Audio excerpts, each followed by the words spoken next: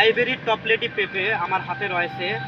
অনেকে জিজ্ঞাসা করে, ভাই আমরা কি কোকোপিটের চারা নেব না মাটির চারা নেব?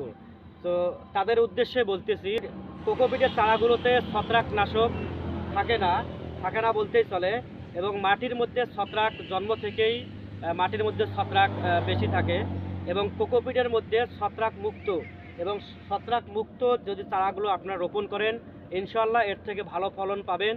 এবং ছত্রাকযুক্ত যদি কেউ চারা ক্রয় করে, এর থেকে ফলন একটু কম হওয়ার সম্ভাবনা রয়েছে। এই জন্য আপনাদেরকে সাজেস্ট করব যে আপনারা অবশ্যই কোকোপিট দ্বারা উৎপাদিত চারাগুলো অবশ্যই আপনারা ক্রয় করবেন, ইনশাল্লাহ এর থেকে ভালো ফলন পাবেন। এবং কোকোপিটের মধ্যে শতভাগ আমরা বাংলাদেশের যে কোনো জেলায় কোকোপিটে যে চারাগুলো উৎপাদিত করে থাকি, এগুলো শতভাগ শিকড়যুক্ত চারাগুলো আমরা বাংলাদেশের যে কোনো জেলায় বাসযোগে অথবা কুরিয়ারের মাধ্যমে সেল দিয়ে থাকি। আপনাদের চারার প্রয়োজন হলে আমাদের স্ক্রিনে দেওয়া নাম্বারে অবশ্যই যোগাযোগ করবেন। আমরা বাংলাদেশের যে কোনো জেলায় বাসযোগে অথবা কুরিয়ারের মাধ্যমে আপনাদের কাঙ্ক্ষিত স্থানে পৌঁছে দেব সুস্থ সবল কোকোপিট দ্বারা উৎপাদিত চারাগুলো।